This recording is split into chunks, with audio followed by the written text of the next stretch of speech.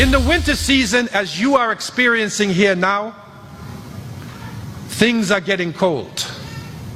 I'm living in Canada and we're normally about 10 degrees colder than you. So it's really starting to get cold. It changed and you can feel it. The plants are dying. And there are only a few plants that will remain alive. And so you have evergreen trees. You'll see all the other plants stripped of their leaves, but the evergreen tree is alive. So the people used to take the evergreen trees and put it in their houses as a type of amulet, a tamima, ta'weez, to protect them from things, to bring them benefits. They would take the mistletoe, they would take holly, and they would put it around their homes, believing that because this is alive, there must be life inside of the tree. So that same life can reflect upon my family, and maybe we won't die of the cold during this winter season. Their ceremonies happen around the winter solstice. And this is around December 21st, 22nd, 23rd, 25th. This was the time. The Romans had the Saturnalia. The Greeks had the Bacchanalia. This was for their so-called god Bacchus, the god of wine. Saturn, the god of time, the sun god. And so they based their ceremonies on this, and powerful celebrations were developed. In the north, the Druid people of the north had special bonfires that they would light at this time, sacrifices that they would make at this time. And so when the teachings of Isa alayhi salam came into southern Europe, and the Romans began to torture his followers, and then later the followers of Paul, when the Romans tortured them, somehow somebody gave up and they said that old saying, if you can't beat them, join them. When in Rome, do like the Romans do. And so they made it fair seeming. They made it possible for the other people, the pagan people, to accept the religion, to accept them, not kill them. And then the intention was they could keep their religion and the other people could keep their religion. And so you have a winter ceremony. Isa alayhi salam, Jesus, not born in the cold weather. It is agreed upon by theologians he was not born in the winter, because the people were paying their taxes. If you look at the story of Jesus the Christians have, they're paying their taxes. That's in the warm weather. The shepherds have their flocks outside. You can't put your flocks outside at night in Palestine now. It was the warm weather.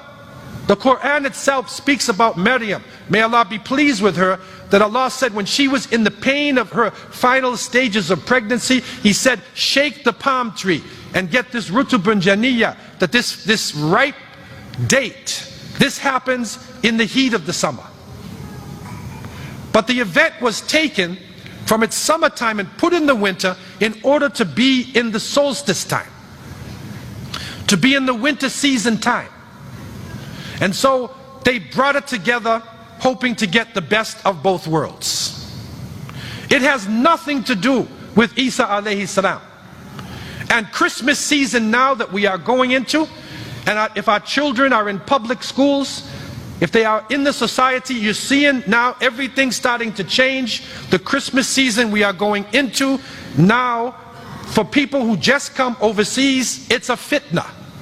It's a test. They don't know what to do. I'm in this part of the world, so shouldn't I have a Christmas tree myself? One brother came to me, said, okay, I'll have a Christmas tree, not a evergreen, but I'll have a date palm tree. So I'll have a halal Christmas tree. And I'll put that one inside of my house. But I showed them that the Prophet ﷺ, when they went to the Battle of Hunain, when they were on their way to Hunain, they came to a tree. And this tree was called Dhata Anwat. And the people said to the Prophet ﷺ, Ij'al lana dhata anwat, kama lahum dhata anwat. Make a tree like this. The mushrikeen used to hang their weapons on the tree to get power. The Prophet ﷺ said, you are an ignorant people, and you are following the traditions of those who came before you. And he told them in another tradition, speaking about the future, you will follow them inch by inch and foot by foot. Even if they crawl into a lizard's hole, you'll crawl inside there with them. And they said, who?